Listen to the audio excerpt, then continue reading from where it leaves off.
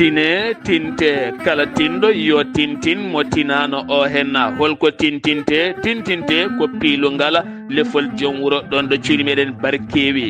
barkewi tawete ko région de Matam département de Kanela hol piilateɗo fiilete ko moƴƴo jambaro gando tokkuɗo hoore mum Sénégal ha timmi rokki hoore mum Afrique ha timmi on woni ligganiɗo leydi mum Sénégal e juɓɓudi wandi fayida liggodima e président Léopold Sédar Senghor liggodima kadi e président Abdou Diouf on woni ganduɗa jaalal mangal gonnoɗo koolaɗo kuuɓala hakkude Afrique kame banque mondial de développement on noon woni monsieur Mamadou Dia ɓuɗandirede gagnado bobo jogoɗo fiilede lefol joom wuuro ɗon ɗo cuuɗi meɗen barkewi ɗo henna dendagal ɓesguji barkewi naɓe kala ene teddinira ɗum dendagal bandiraɓe Mauritanie Sénégal e dendagal guure taariɗe barkewi kame ardiɓe ɗen guure kala aɓe teddiniri hen halifaɓe diine e halifaɓe aada kala on ñalawma waɗata ko 19 janvier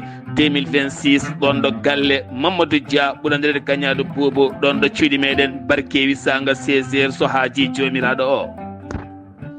aɓe teddiniri hen dendagal autorité ji diwano ko wayno superfet monsieur Mbaye de Horkoƴere kononne kadi maire de commune mo Horkoƴere woni monsieur Daouda Dia aɓe teddiniri hen commandant de la brigade de Wawnde kononne kadi monsieur le maire commune mo Waali Jantan monsieur Oumar Sy aɓe teddiniri hen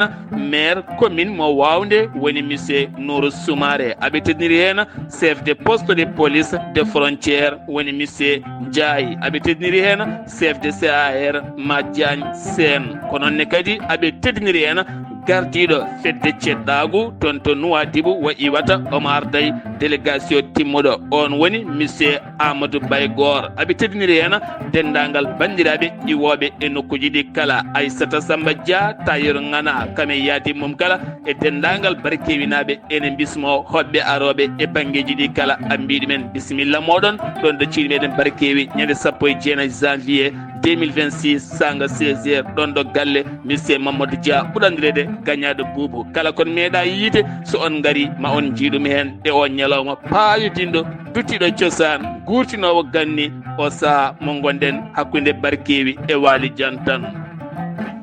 aɓe teddiniri hen dendagal guure taariɗe barkewi kala kame joomen guure gardiɗe ɗen guure kala ko wayno Ganguel Soule Goriki Samba Diom Horkoƴere Poolel Diawɓe Sinthiane Dioude Sinthiane Poolel Barkatu Bedenki Gomala Padalala Goriki Ƴella Gasambiri Ballela wendu boseyaɓe tule aɓe bismi hen dendagal bandiraɓe iwoɓe e nokkuji ɗi kala wottomo luuta